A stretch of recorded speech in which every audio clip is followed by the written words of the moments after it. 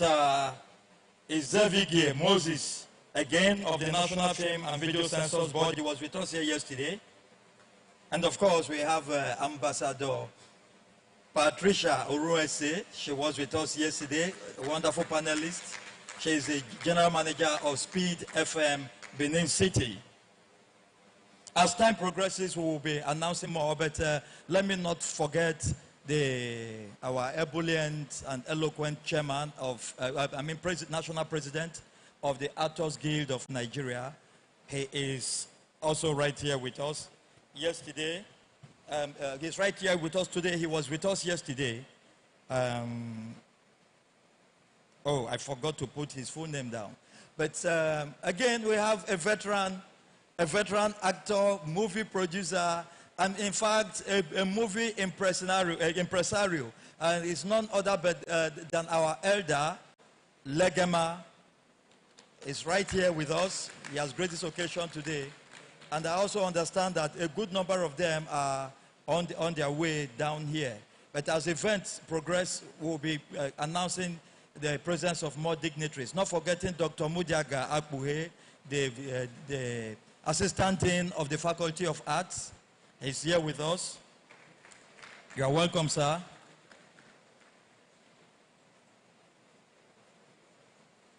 Dr. Henry Obidi.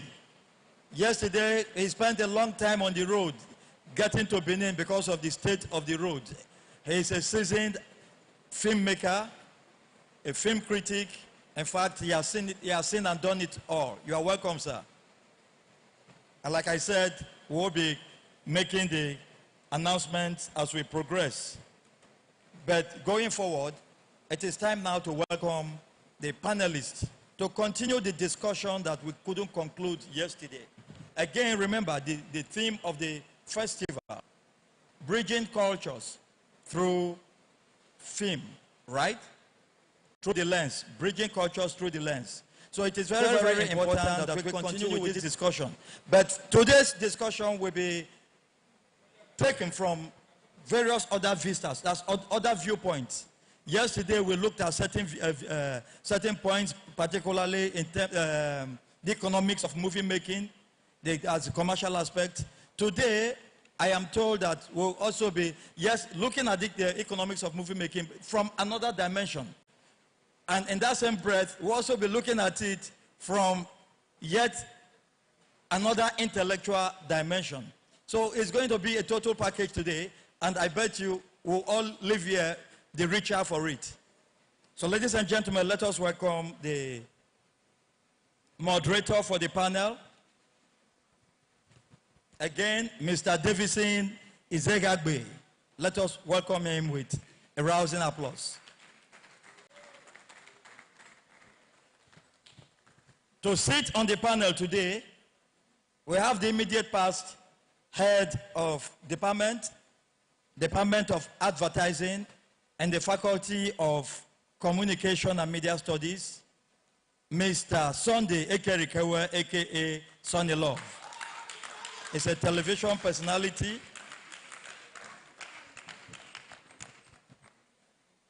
And he loves to discuss advertising. Yes, on the panel, the name I did not put on the other side. It deserves a special recognition, but both as a special guest today and as a panelist, I speak of none other than the National President of the Directors Guild of Nigeria, Mr. Uche Agbo. A round of applause for him, please.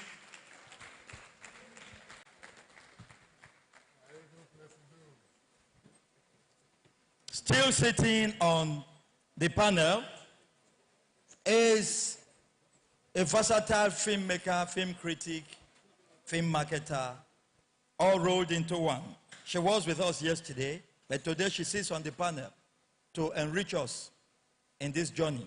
Ladies and gentlemen, let us welcome Mrs. Ian Agboinfo Obaseki.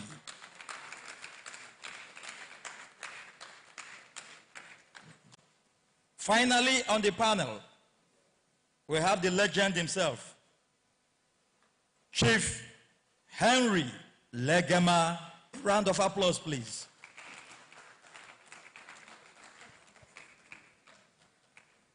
I did promise you today is going to be loaded. You will thank me later. Thank you.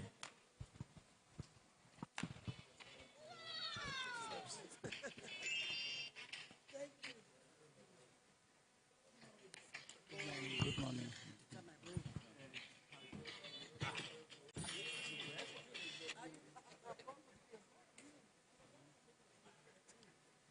I greet you, sir. Good to see you, sir. Good afternoon, everyone. Good afternoon, everyone. Good afternoon.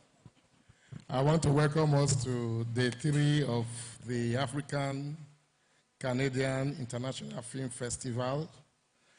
As we are all here gathered, we are having same event going on at Canada. The event is going on simultaneously, and we're also live streaming as well. So I just want to let us know that as we are on the international medium, and people are glued to their screen watching us. My name is Davison Zegagbe. I'll be moderating this session. I think I will just let them introduce themselves again, because I know most of them by their nicknames and not the names that is in their report card. So let's start with August Onilov. The mic is with you. So let's start with you. Okay, I just want to throw light on the role of advertising in film production. You know. Tell us your name first. Let them know who you are. Okay, my name is Sunday Akpoboy Kerikere. I'm the immediate past acting head of Department of Advertising, Faculty of Communication and Media Studies, University of Benin. And I'm popularly known as Sonny Love, but today I think I'm wearing Sonny Fire. All right, thank you so much.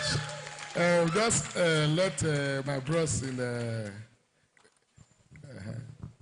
Good afternoon, ladies and gentlemen. My name is Henry Yobusa Legema. I am an actor, director, and producer. Okay, good afternoon, ladies and gentlemen. My name is Uche Abo. First off, I'm a filmmaker. I'm also the national president of the Directors Guild of Nigeria, DGN. Thank you.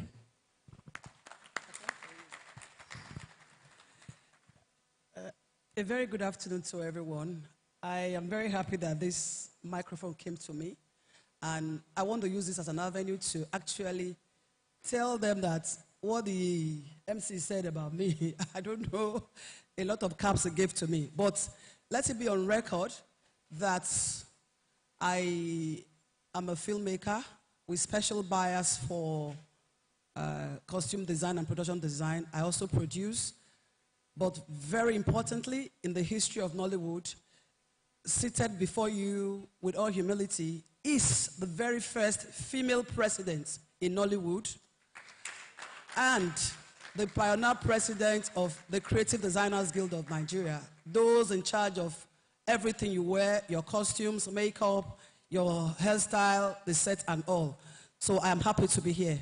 Thank you. Thank you, madam. I don't know. Seeing Madam Mayor seated there now, I'm a bit very uncomfortable because I know that I'm in trouble. Can I take my leave? No. While we don't do now, we go run now. Because I'm saying this in advance so that she will reduce the bashing. I'm supposed to be in a costume that can appeal to her. And I'm wearing an English costume. Report yourself. I report myself gingerly. Thank you. Well, the theme for this film festival is bridging cultures via the lens. And in today's panel discussion, we shall be looking at the role of film agents, you know, in this contest. And when I mean film agents, I'm talking about advertising, public relations, and so on and so forth.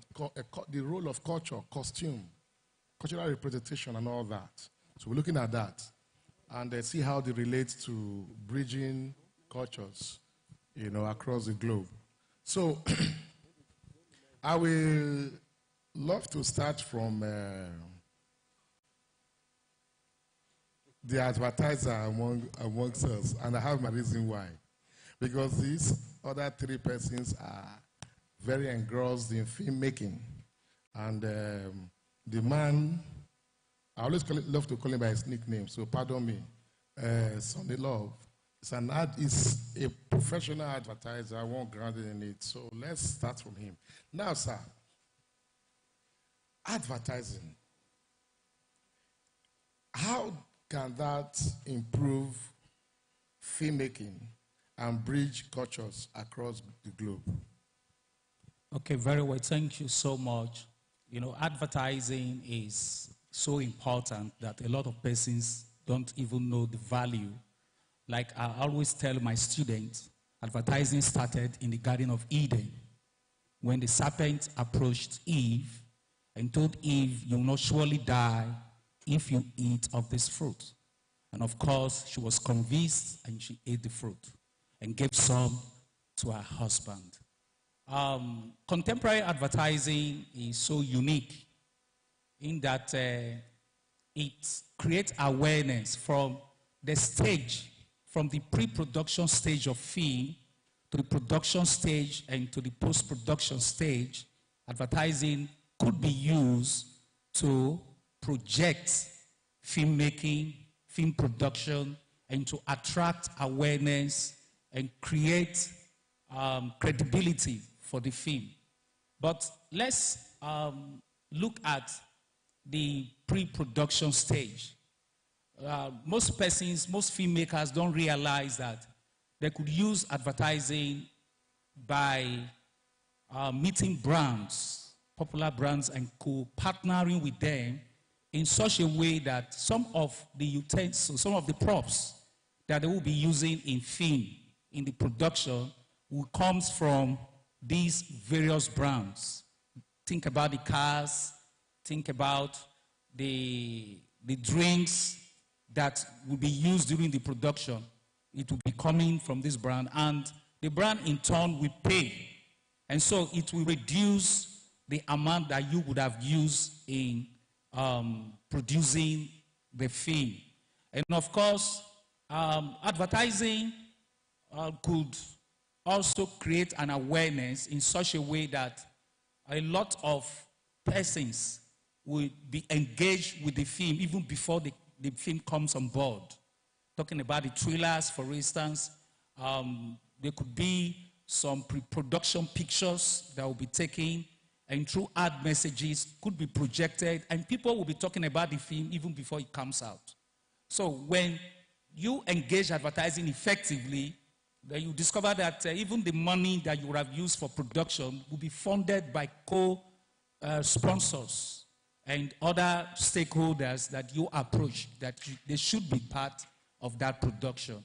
So advertising has gone beyond just creating an awareness, creating publicity for film.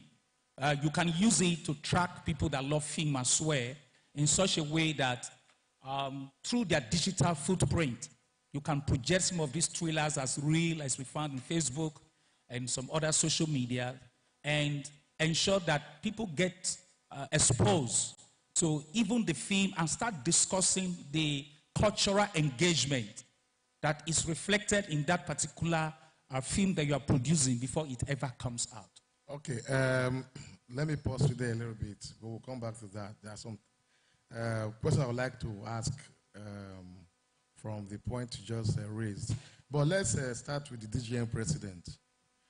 Okay, when I say DGM president, sorry, I mean he's the president of all film directors in Nigeria. If you direct for film, you direct for stage, you direct for television, that is the president in Nigeria. So when I say DGM, I mean Directors Guild of Nigeria. Now, sir, you just heard from the advertiser. That's what I'll call you now for now. Now, he just he explained the role of advertising in film production. But I didn't want to, he also mentioned pre-production, the role of advertising. Now, as a film director, the areas he recounted or he mentioned, are they really necessary for a filmmaker, a film director? Does he really need those tools, even while he's on location, working on a film project? Is it necessary? And if it is, how does that relate to bridging cultures across the globe? Okay, thank you. Good afternoon once more. I look at the audience and I see that we are a mix of young people, particularly very young audience, and of course, perhaps an audience I could refer to as an established audience. And like you mentioned, we might be online, which means there is an international audience. So which means I have to find a way to balance all. Yeah, to bridge it. First and foremost, he is a professional in advertising, a professional in filmmaking. Truth is, we need each other. So let me just give a bit of background, then I'll answer your question. Film, as it is first and foremost a product that is seen by millions, if not billions of people. So what that means is that, to start with, an advertiser needs me because of the product I have to be able to place an advert on the product, so that millions of people, because essentially the target of an advertiser is to reach as many people as possible. I will concentrate more on where I feel filmmakers get it right and get it wrong in terms of advertising, and I'll build up to your question.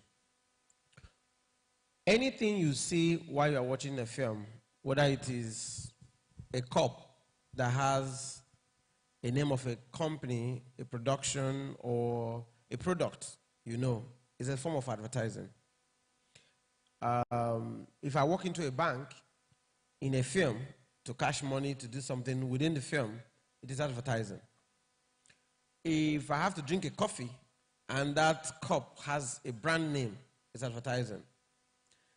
If I have to even smoke a cigarette, and I bring it out from a pack, the name of the cigarette, I'm sorry to Census Board, you say, let's keep our screens free.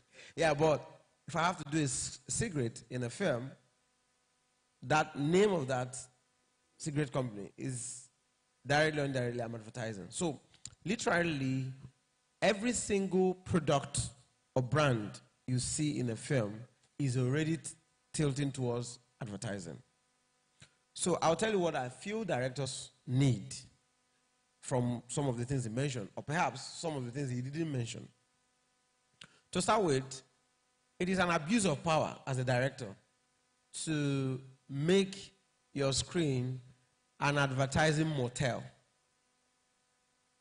Motel. I choose not to use hotel. It's an abuse of power because by the time it's better as a director to figure out how to subtly implement implement the advertising goals without distorting your story, yet subtly placing the advert so that people will see it. So if I'm going to enter into an aeroplane to travel from one city to the other in a movie, the airline I'm going to use could just be a flash of few seconds while I walk in. It's advertising. So for me, what a director needs is to be able to, by the time he has finished discussing with the executive producers and all the people who probably are who have had conversation with the people who need their products to be advertised in film, what a director now needs, or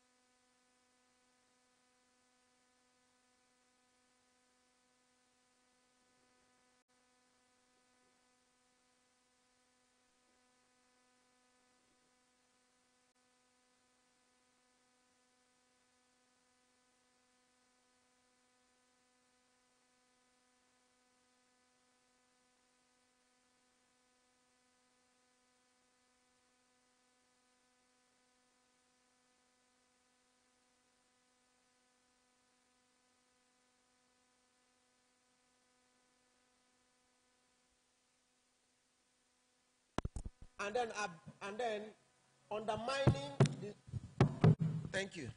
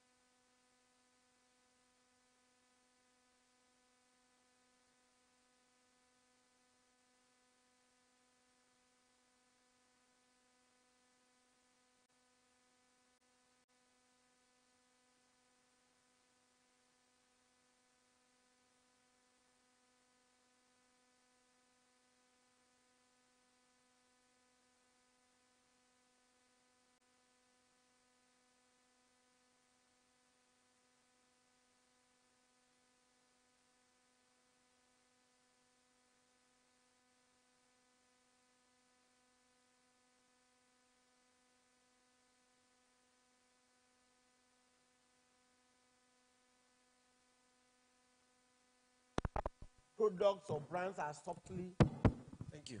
You will still see how products or brands are subtly placed. So what the director needs really, one, is to understand how these products can align with his story. And make sure that if you are telling a story that does not warrant people smoking, you don't bring it in. Or you are telling a story that does not warrant people flying, you don't bring it in simply because you want to advertise. Otherwise, you will displace the fundamentals because you want to please the advertisers. But let me also mention that Nollywood has not maximized advertising in our films. In fact, if we really want to start making money before our movies are out, we must work with advertisers. And what that means is that we have to look for those who are professionals in advertising or who have contracts with advertisers and prove to them with numbers how I subtly put it together, whether it is for international audience or Nigerian audience or local audience as case may be. So that is what a director needs to do. And a director should be able to advise the producer, the EP, before reaching or signing an... I mean what you've been saying, that is in itself advertising, right? Filmmakers here in Nigeria are doing enough via advertising towards cultural representation in our films compared to the Westerns who take time to sell their culture to us via same channel.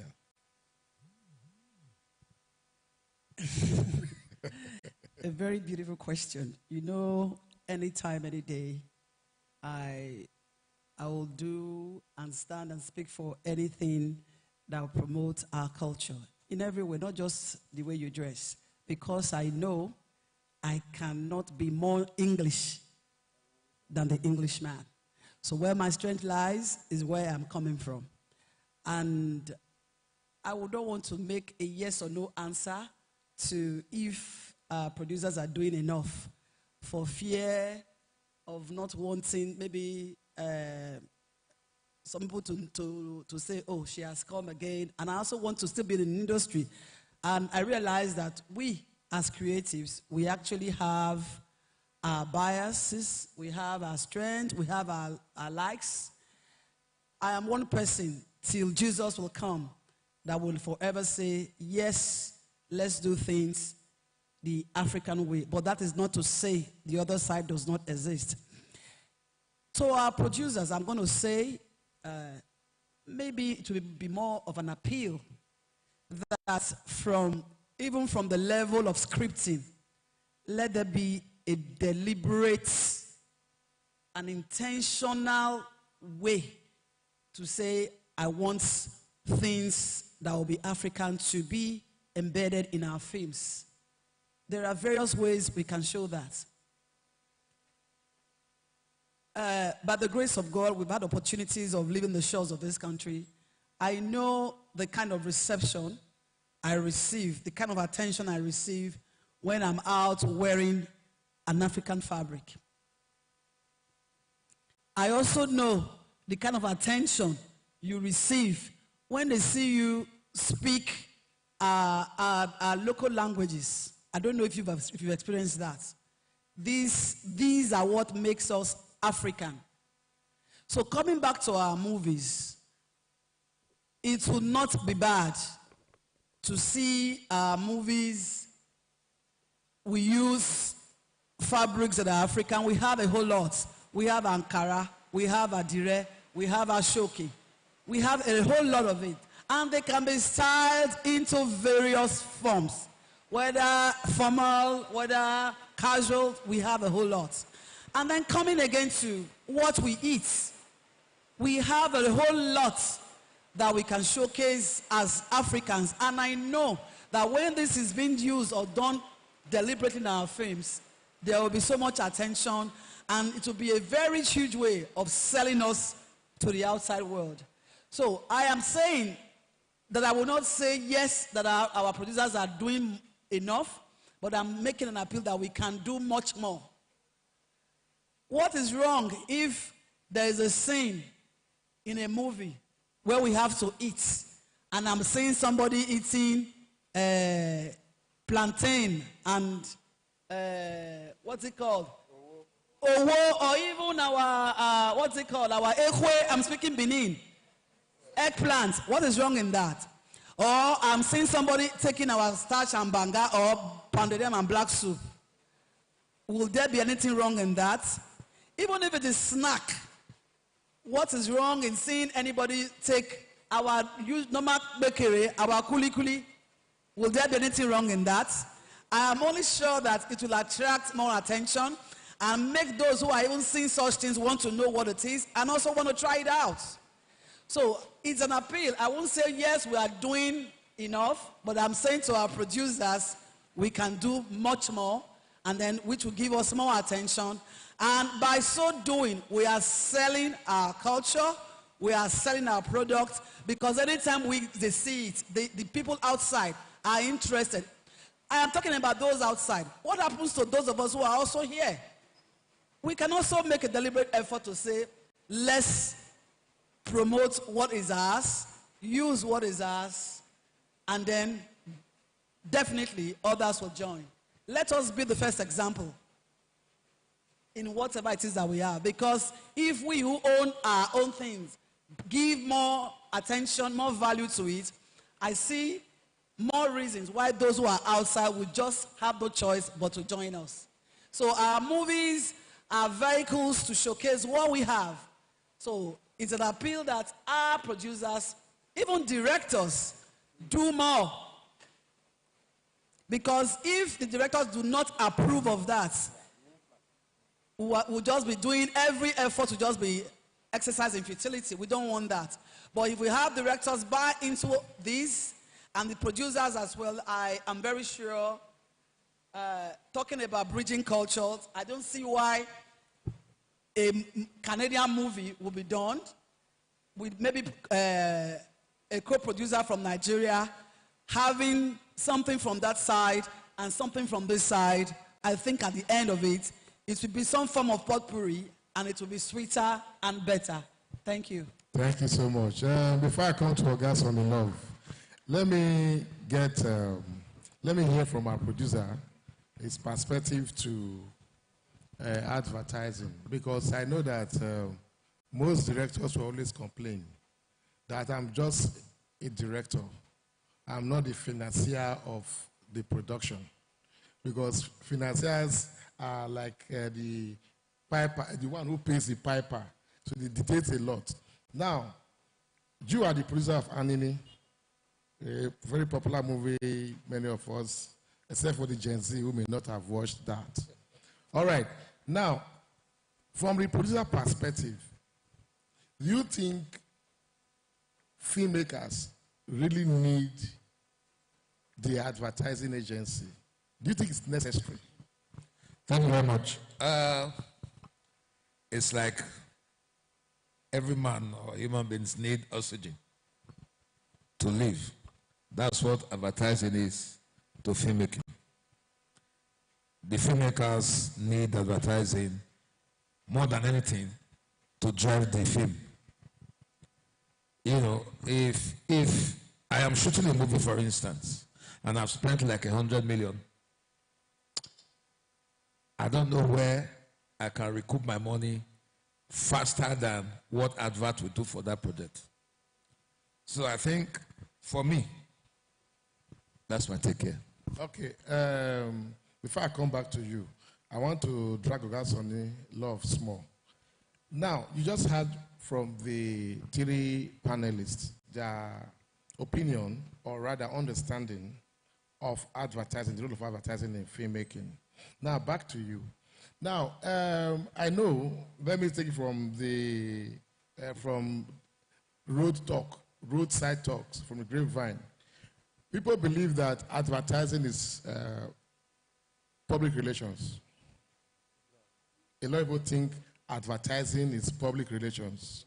So they make movies, they go to television, they talk about the movie, and, well, make some flyers or posters, as the case may be, and, well, make some few noise on radio, jingles, television, adverts.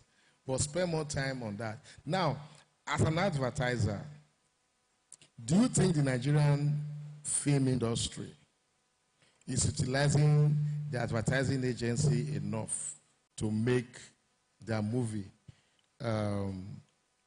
reach the homes of the viewers? Because we have about 250 million Nigerians. So if we say maybe 100 million can afford to purchase a film. Let's leave the teenagers out. Now, Madam Miye, my DGM president, my producer, Chief Legema, can we recall if any film released in Nigeria has sold 100 million copies in Nigeria? Do you have any idea of that? Has any film ever sold 100 million copy? I don't think so. So now, sir, my question is this. Do you think, going by the population of Nigeria, that filmmakers are utilizing advertising enough? And when I mean advertising, I'm talking about inclusive of branding, corporate advertising, and all those elements in advertising. Do you think we are doing enough? Okay, I want to say that we are not doing enough. Advertising is not just about showcasing what we have on, or what we intend people to know on television and on radio. The billboard is there. Some boards, even as I travel around the country, you see sometimes some few filmmakers will just showcase some upcoming film that is going to show on cinema. But it is not adequate. It's not enough. I also want to emphasize that there is a difference between utilizing advertising to promoting our culture through film and actually utilizing advertising to make film more productive in such a way that filmmakers could easily recuperate whatever they have expended in film production or in filmmaking. So, generally, if you look at the country as a whole, and if you observe properly, you will agree that it is not adequate. And I want to use this opportunity to appeal to filmmakers that there are opportunities that advertising can do for them.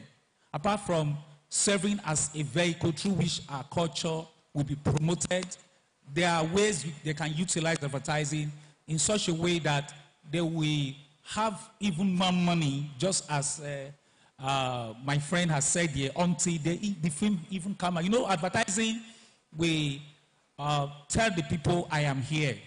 If you don't tell people you are there, nobody will say you are there. So I have to tell you I am here for people to know I am here.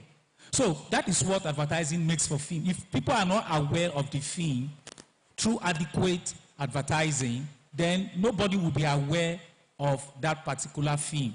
And if people are not aware, patronage becomes very minimal. And that is one of the reasons why we experience low sales of film in Nigeria. Okay, hold on. No, sorry, I'll come to you. I want to say something. Okay. Practically. Audience, please.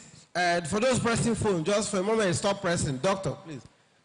How many of you walking on the road who sees a billboard stops to read the billboard? Hands up. Truthfully, don't do because we are here. Okay, I'll bring it down.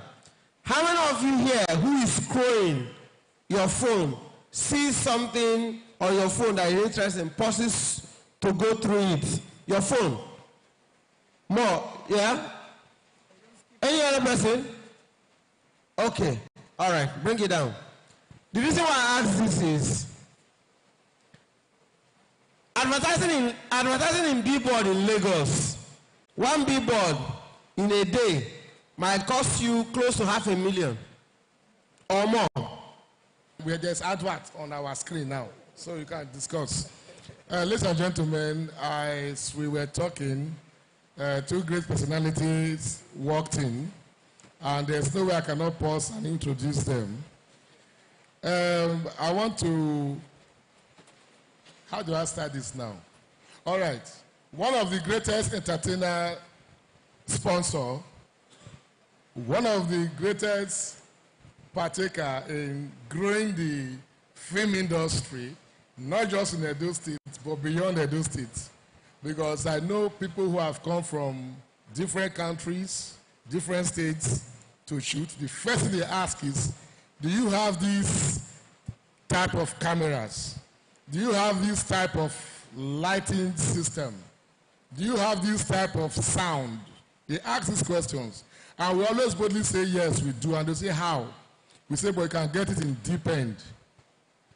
And I want to say that the man that made it happen, the magic behind it all, just walked in. And I want to, many don't even know who he is, they don't even know him, but he said to stay with us. Sir, I want to welcome Oga Festus Isibo. Welcome, sir. So many of us don't know his personal name, but we know the brand. So okay, yeah. Brand. We know the brand, so but we don't know the it's face. better to understand that this is the chairman of Deep End Entertainment. So worldwide, please, a round of applause. Worldwide. Thank you, sir. Good to have you around. And if you notice, there is another man that walked with him in. If you don't look very carefully, you think they are twins. If you don't look very carefully, you think that, I don't know, there's not something, I don't know. Look at two of them. Well, that is... It's the makeup. Oh, the makeup to our guys. Please, ladies and gentlemen, let's put our hands for one of our very great film veteran, very great industry player, who also ventured into politics, but still has not left the film business. The incoming. And many times national president of Association of Movie Producers, is a film director, and I don't know how to describe him. I'll just say he's a filmmaker. Please, let's put our hands together for Mr. Paul Obazele. You're welcome, sir. All right, so I think our advert is done. Okay. Thank you very much, sir, for showing up. His presence, the chairman of DPEN, his presence here also, helps for our international audience that are watching via stream. It also helps to some sort of validate what we're doing here. Thank you, sir, for what you're doing in Edo State. Thank you very much. And for my brother, I acknowledge as well. Now, back to what I was saying. The point I'm trying to make is, I think it was Madam that was talking about it yesterday, about the new media. Yes. And she was concerned about new media threatening the old order. Yeah. I have a bad news for her. It will take over. It's normal. Don't even think about it.